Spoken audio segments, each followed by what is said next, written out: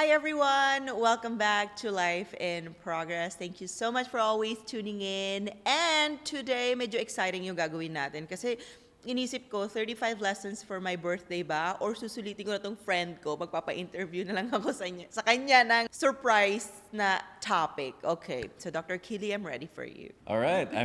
I-introduce ko pa ba si Dr. Kili? All right. I'm Dr. Kiliman Guru. I talk about health, lifestyle, and ito na, Love i-interviewin na din! natin. and love. I also talk about love. Relationships also. Oh, And ako na nag-introduce. relationships. Ikaw din pala mag-introduce. And now, aalamin natin kung ano nga ba ang perspective ng isang strong, independent woman pagdating sa relationship. So let's start it off easy. How would you define love? Love is both good and bad. It's about compromising. This is not just romantic love, ha? Like yung love kasi feeling ko, masyado nang naging, rainbows and unicorns. For me, yung tingin ko sa love is sacrifice, may challenges, ups and downs, may away, may disagreement, lahat. But, yung real thing is, na masasabi ko love, pag lahat yan na-manage natin, including the bad things. Kasi ganun yung love natin sa parents natin eh. And I'm using my love for my parents kasi yun naman yung first love na experience ko. My mom will always love me. My dad will always love me kahit patay na yung dad ko. Parang yun yung definition ko ng love. Kahit naging gano'n ka pasaway, rebelde, ganyan, they will always love me. And gano'n din yung love ko sa kanila. And I know hindi lahat ng tao may love sa parents nila katulad nung sa akin. That's why hindi naman universal fact yun. It's just my perspective. Yeah. So for me, love is about compromise and not giving up anything. Okay, so you believe na it's not all about the excitement. It's not all about the sparks. Kasi that's the common signal ng mga tao when it comes to love. Oh, there's gotta be sparks. Mm-hmm. If there's no spark, that's not love. Right. Feeling ko nung bata ako, ganun din naman ako. Parang pag may poging lalaki, oh my God! Ganyan. Di ba? Parang kilig na kilig ka. Pero parang habang tumatanda tayo, na-realize natin, yung kilig pala parang immature. What we want in relationships is, kunyari tayo dalawa, pag nag-away tayo, gusto ko mapag-uusapan natin, kahit tumabot ng 1 year, hindi tayo mag-uusap.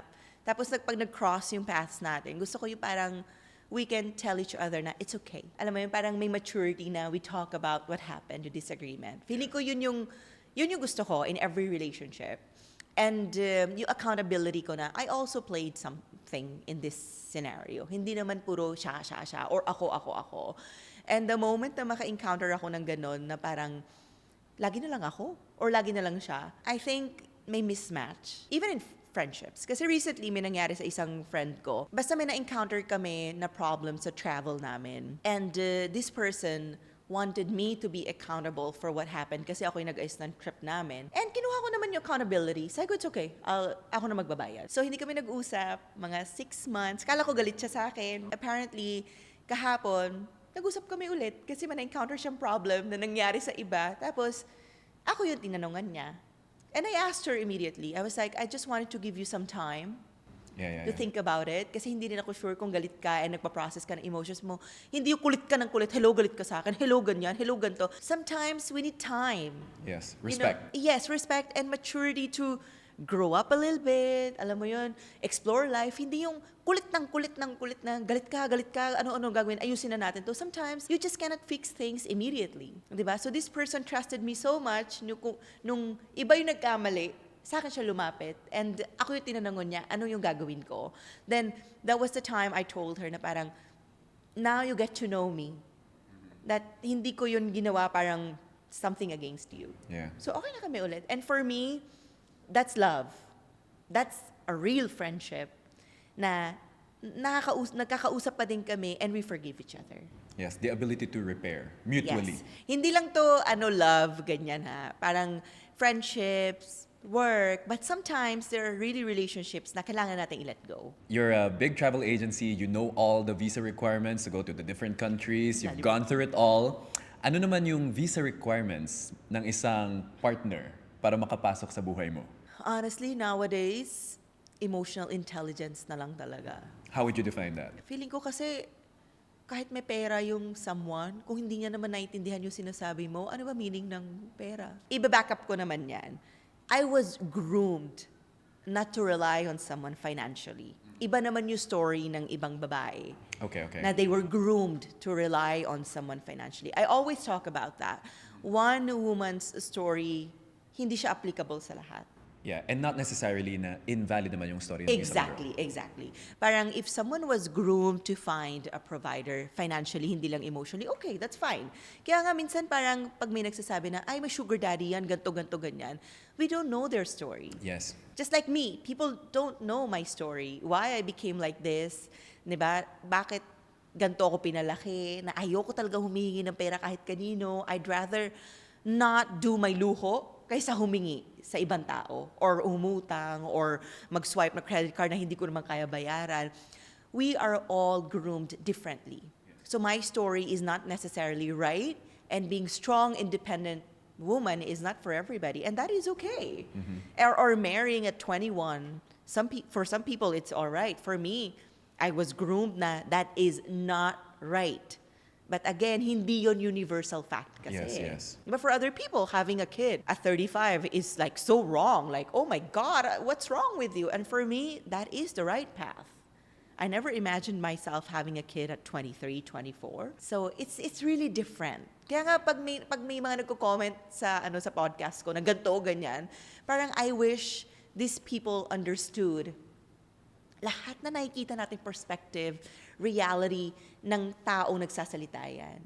If you feel attacked, why do you feel attacked? Yes, maybe it's something you need to investigate from within. Diba? Yeah. I watch a lot of videos. Ang dami ko pinapanood ng mga videos mo, but I always leave like funny comments. Yeah. Because I look at the world that way. I want to learn from everybody, from everything, but it doesn't mean I feel attacked by these videos. Kaya nga minsan parang ako, daming energy ng mga taong to, nag-iiwan ng mga paragraph na galit na galit. Okay. Now, that means someone's tax bracket is not necessarily like a deal breaker for you. They You mean don't money? necessarily need to match yours. Yeah. You're more concerned with how they handle money. Diba? Kasi there are people who have lots of money, but then they don't know how to hold it, right? Right, But right. then there are people who have much lower money than you, but they do know how to hold it. So for money naman for me, as long as na kahit parehas kami, alam mo yun, or preferred ko pa rin, mas may pera yung lalaki kaysa sa akin. Okay. Because I am very independent, I can manage myself. But at the end of the day, kailangan natin maging logical. This is coming from my Aquarius side, you know? Ayoko naman yung may anak kami, nasa first class ako, tapos bigla siya, wala siya pambayad noon. Kasi Okay. I built my life na pinag-usapan natin ito kanina, and I love my life, Dr. Kili. Yeah. As in, pag nag-anak ako, gusto ko parehas kami nasa business class or parehas kami nasa first class kasi hindi na ako mag-a-adjust.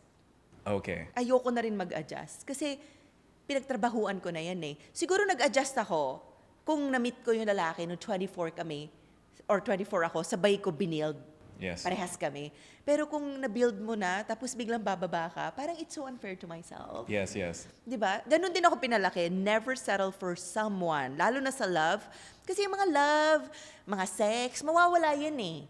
At the end of the day, ano yung gagawin natin together para happy tayo? Yes. So you want someone to join you along your journey? And not mag-join din ako necessarily- sa kanya. Yes. Di Hindi ba? yung babaguhin mo pa. Yes. Parang may namita kong guy, sobrang, ano na siya, parang nakita ko talaga sa kanya na parang, ay, kaya nito maging dad ng kids ko.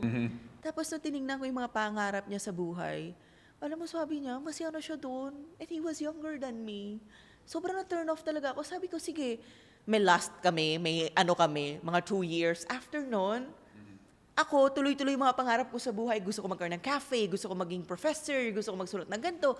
Tapos masaya na daw siya. I backed out. Sabi ko, I cannot do this. Parang wala siyang pangarap sa buhay. Ano ipapasa namin sa anak namin?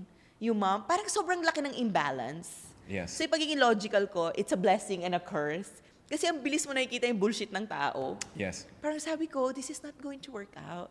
So, masaya ako na at this age of my life, na I'm turning 35, nakikita ko na yun agad sa mga scenarios. Parang hindi na ako yung sa mga, ay, kilig-kilig, ay, ang pogi nito, ay, ang gano'n nito. Parang instant, okay, hindi to mag-work. Okay, next, adios. Yes. So it's more of a value-driven thing. So if there's a mismatch in values, it's not something that you would see yourself pushing forward with. Tsaka I really believe in why. The why. Kailangan may why ka eh. Why am I settling for this person? Diba? Is it for money? Sige. Pero parang, if wala yung why na yon, kung ano man yung why ng mga babae, parang it doesn't make sense. I think life in general is about why. Sometimes okay lang may free will ka, sige. Pero to keep going, kailangan may why tayo. Why am I doing this podcast? Because I want to be a professor someday. I feel like this is my practice already to master myself, to master my craft. Para pag nag-apply ako sa university kung saan ako nag-masters in Madrid, ay sabihin na, ay, her podcast is for 7 years na, okay, in. So alam mo yun, kailangan may why ka in relationships, in life, sa goals mo, kahit mini why lang. Example, bakit ka nag-workout? Ano yung why mo doon? Okay. Well, my why is... Superficial lang. Baka sabihin nila ng bubu. Gusto mo maging macho? Kita namin. Gusto ko lang maging macho, gusto ko magandang katawan ko. Kita namin. But, it may have started out that way. Pero, now that I'm 30, lahat na lang dahil 30. Now that I'm 30, you start losing muscle mass kasi. 10%, 5 to 8% every 10 years. And you need to build muscle in order for you to have better sugar regulation. So it's like parang grabe yung why na yun, di ba? Pero yeah, that's actually the reason why Diba I work small? out. Yeah. It may sound very small, pero parang dun ka gumigising every day. Exactly. Diba? Kunyari, ano pa ba? Why did I invite you? Because I have this connection with you na effortlessly. And we want to share our ideas with each other. So yeah, I think in general, life is simple. It's just we tend to make it complicated. And natutunan ko na lang yan in time. Ang sagot lang naman yes and no, or yes or no, di ba? Minsan parehas yes and no, or sometimes maybe, pero I don't want to make my life complicated anymore. Yes. I am curious about one thing. So you mentioned the word settle when it comes to being in a relationship with someone. Why do you think that is the word when you enter a relationship? Bakit settle? Do you think that's the right word? Kasi I feel like when you're in a relationship with someone, the life that you have should continue. Diba? Your life is moving, growing. Why all of a sudden, oh, my relationship mag-settle? Ano ba yung definition Right? of settle What does for that people? mean? Kasi for me, settling down is parang tumatakbo na yung mundo. Ako, I can relax a little bit. Yun yung definition ko ng settling down. Ah, okay. Feeling ko for iba-iba siya. Kasi feeling ko the way we say things also, depende sa definition natin eh. Yeah. For me, example, I settled down in Spain. Hindi ibig sabihin nun, huminto na yung buhay ko. For me, parang kalmado na ako. May roots na ako, nakaganon na ako.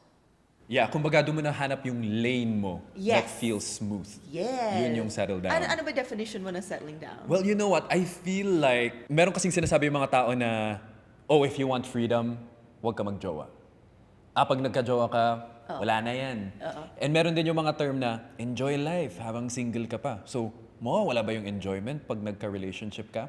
So, I feel like that's where the settle down thing comes in. Nagiging negative. Na parang, okay, yung enjoyment na nakuha mo nung single ka, wala na yan. Settle ka na eh. Wala na yung enjoyment na yan pag nasa relationship ka. So, for you, what kind of dynamic do you see yourself in when you're in a relationship? Do you think freedom will be gone when you're in a relationship? Feeling ko hindi. Feeling ko it might change. Kasi lagi ko ito sinasabi sa mama ko, oh my God, pag nag-serious relationship na ako, yung mga shopping bags ko, makikita na nung pag-uwi ko. Hindi ko na siya parang, oh my God, just iwan ko na. Ngayon, kailangan ko nang isipin. So feeling ko, compromise. Yes, pero mawawala yung freedom. That's why it's very important maging honest sa beginning pa lang. No, I'm like this, I'm like that. Alam mo yun, para walang masisirang expectations. Yes. Kasi firm believer talaga ako, nasasaktan lang tayo kapag sobrang taas na expectations natin and pag nagsisinungaling tayo. Yes. When we are not honest Ourselves. about ourselves and the standards that we want. Yes. Kasi for me, Dr. Kili, I'd rather be rejected by everybody for who I am than i-accept ako ng mga tao na hindi ako. For the edited version of yourself. No, I cannot. It's just, I cannot. I'd rather be parang mapaaway, mapaganto na ako Kaysa yung parang everyday gigising ako, magpapanggap ako, tapos makakalimutan ko ano yung sinabi ko. Yeah. Nagsisinungaling ako. For me, yun lang yung dalawang bagay na malaking yung chances masaktan ako. Sa relationships, sa work, sa lahat ng ginagawa ko. Magsisinungaling ako or ang taas na expectations ko tapos di ko naman mamimit or ang taas na expectations sa mga tao sa akin because I showed up being fake. That's true. And you know what? I think kasi yung definition din ng tao sa freedom is limited to paglalandi. Oo. Alam mo yun, pag pumasok ka sa relationship, wala ka ng freedom maglandi. I'm like, is that what you do with your free time? 'Di ba? So, what I'm trying to get at dun sa, mawawala ba talaga ang freedom pag nasa relationship ka? My perspective of freedom kasi is your freedom to grow. Yeah.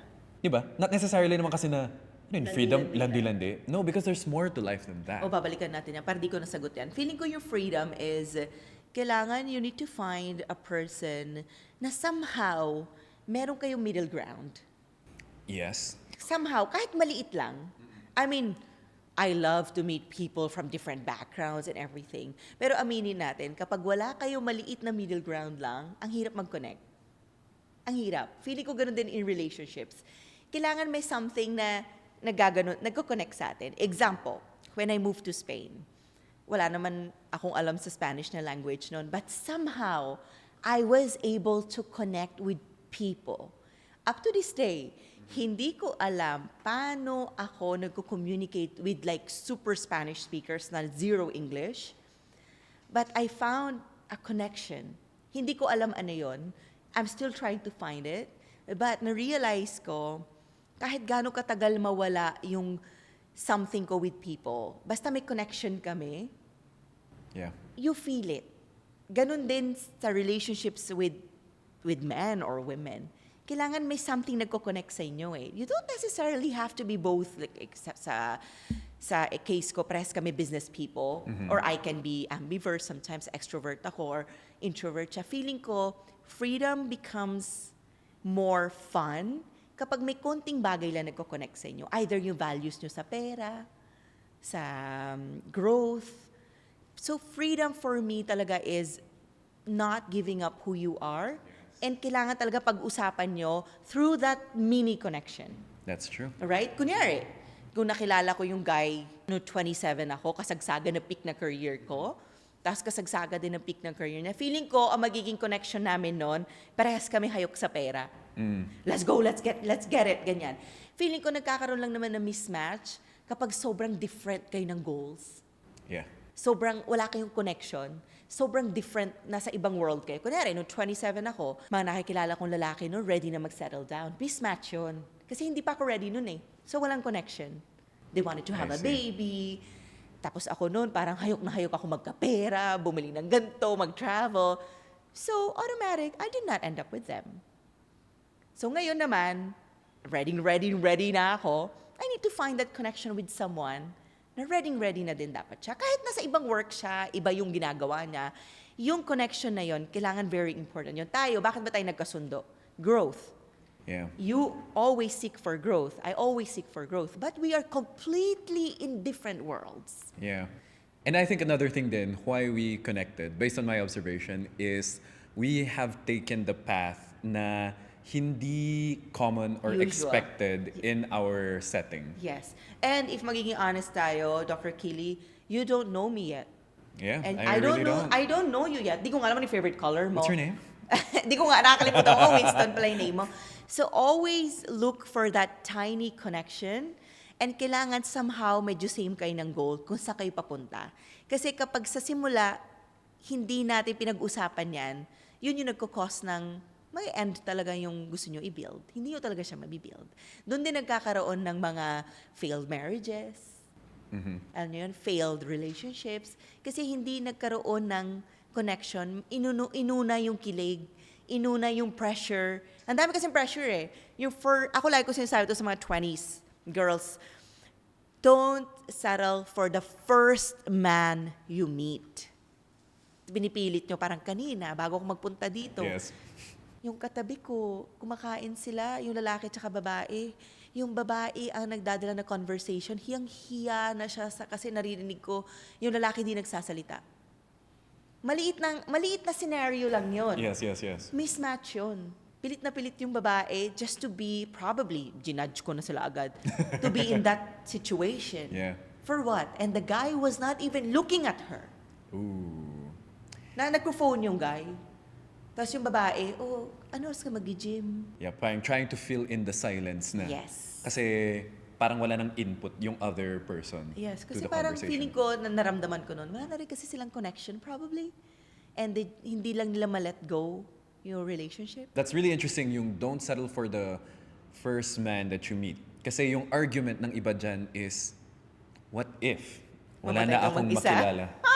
Oh, di ba?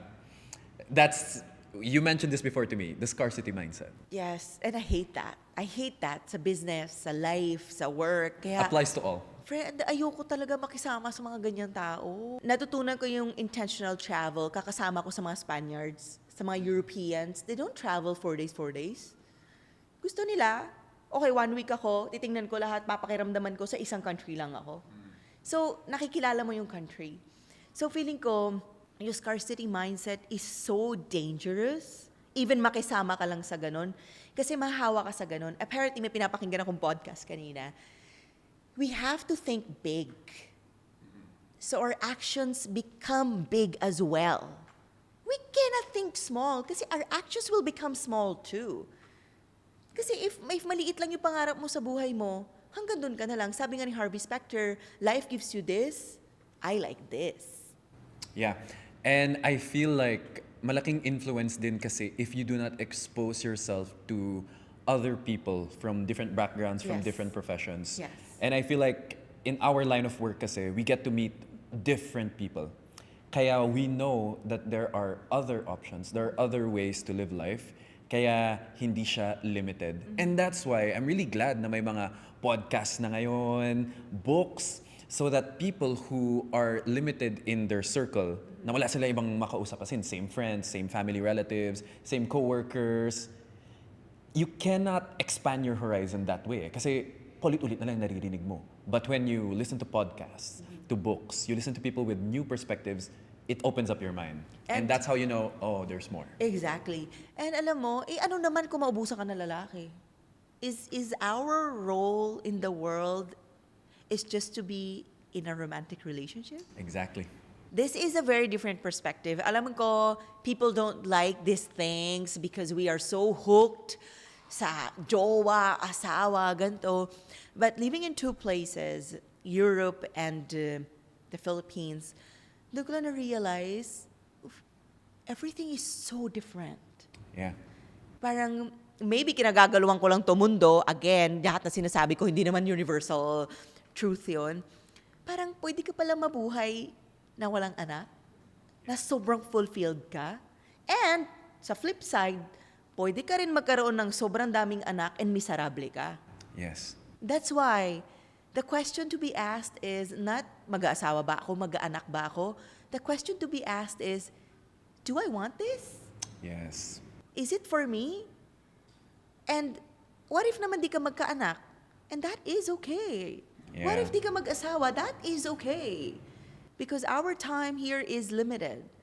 Maybe the purpose of life is not to reproduce, not to get married. Maybe the purpose Yeah. of life is to enjoy ourselves first. That's true. Maybe, di ba? Yeah. Naging ano kasi siya eh, yung conversation of having a child, it's almost as if it's expected of everyone. Na parang yun yung destiny for everyone. Di ba? Na parang, di, eventually darating din yan. Right. Hindi siya darating for anyone. Hindi siya darating for everyone. You have to choose. Some people, hindi talaga yun yung life nila eh. Right. Yeah. And may sinasabi pa sila, hindi magbabago rin yung isip mo once you meet the right person.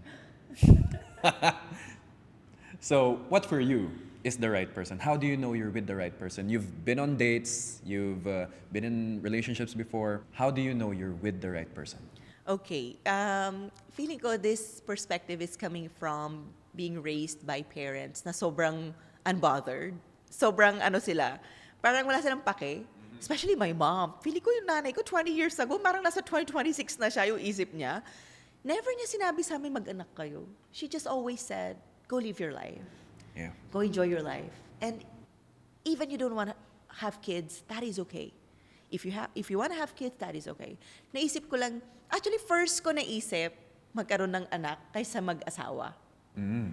Interesting. And first ko naisip mag-anak, maybe because, again, alam ko, I have the privilege.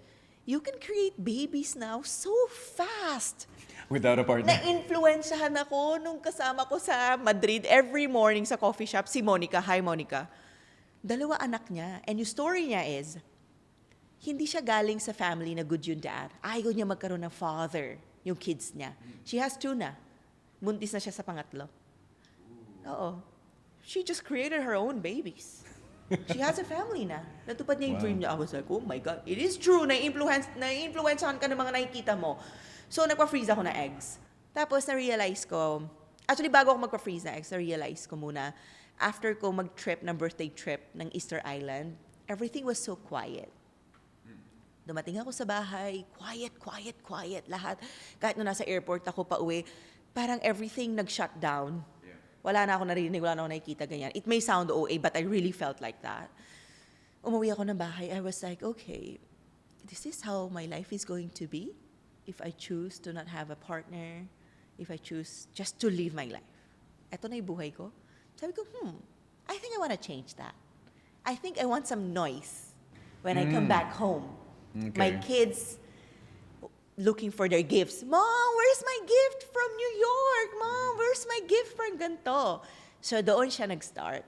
Sabi ko, pag uwi ko ng bahay, gusto ko may magtatanong ng pasalubong. So it started from there. Tapos, ayun na, nagpa-freeze na ako ng eggs. Out of love. Gusto ko yung love na meron ako sa mom ko, ma-experience ko yon. Ganun pa rin ako up to this day. Papunta lang nanay ko ng palengke, Ma, nasan yung ube ko? Nasan yung buko juice ko? May pinaghuhugutan din ako niyan. Because I grew up in a family, never naging mandatory yung man. Yes. I was raised by a very, very strong woman. So, nakuha ko din siya. Nakuha namin lahat magkapatid.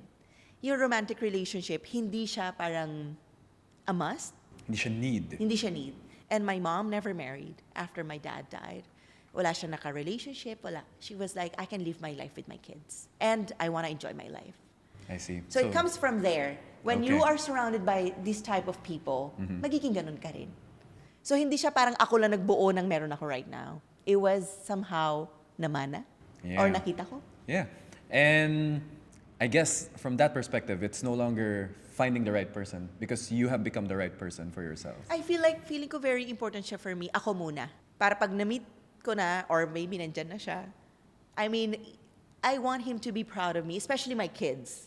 Actually, yung man, parang second day. Gusto ko Bonus. Ganun. proud yung magiging anak ko sa akin na, oh, this is my mom. Parang kung paano ako sa mom ko. Yeah. Kaya alam mo yun, parang babasahin niya is yung my stories. Ang papanorin niya sa YouTube is yung mga trips ko. Parang ang saya.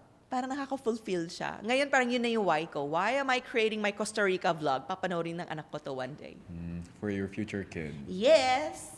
All right. Now, what is your final message to all the independent women out there who are pressured to get married now, mag-anak now? What is your message for them so that they don't feel that pressure? Baka maiyak ako. Okay lang po umiyak. Podcast ko nga pala to, pwede ako umiyak. I feel like before you become the right person, you have to go through a lot. Okay lang umiyak ako, podcast ko to. And I've been through a lot, a lot of pain in my life to be who I am today. And I'm very proud of that pain. Growing up as a woman without a dad is very heavy. And every time iniisip ko yung dad ko, parang hindi ako magiging ganito. So it was good and bad thing at the same time. And I'm very proud of my parents na they raised the woman I am today. I made a lot of mistakes. And I think nasa stage ako ng life ko na I'm very proud to say both my good sides and bad sides. Kasi I feel like we've glamorized so much na puro good sides. But I'm also a human being. I've hurt a lot of people.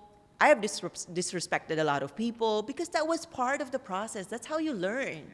I mean, hindi lang naman puro good yung bagay about me. So when I learned to accept na parang, okay, this is who I am. And the work will continue. Okay, Angeli, ginawa mo to. You learn from this. You become better at this. So life doesn't just stop pag 35 ka na. I think every day is a new beginning. If I made a mistake today, I want to learn from it. You know, I want to forgive people. I want to forgive myself. I want to continue the work, and etc. etc. Because again, the why is now, this is for my kids one day. Yeah. It's the constant curiosity talaga. Yes. And it's with not from pressure. Every experience. Yeah. You know, na gusto ko magkaanak because ganto. Wala naman yung pakialam sa akin at the end of the day. Ako magpapalaki dyan eh. So, I mean, everything is like, for me, I want to have kids for me. I want to get married for myself. So that's why I don't get pressured. I mean, you marry when you want to. You have kids when you want to. And it is okay if you don't want to. Hindi siya mandatory. Yes. And the beautiful thing about what Angeli said is that when you do the work for yourself and then you embrace the full experience, even going through pain, kahit sana hindi natin pagdaanan, pero Masarap. sometimes we have to go through it talaga in order to become that right person for ourselves. Because once you've built that identity, pag solid ka na sa kung sino ka, kilalang kilala mo na sarili mo, the pressure fades. People will continue to comment, people will continue to judge, but the pressure is no longer there. Wala na, maganda ka na lang. Yeah, kasi sa sarili mo, okay ka na at kilalang kilala mo na sarili mo. Thank you for interviewing me for sharing my your birthday story. episode. Okay, tama na drama. Guys, thank you so much for watching. We'll see you on the next one. Biglang gano'n.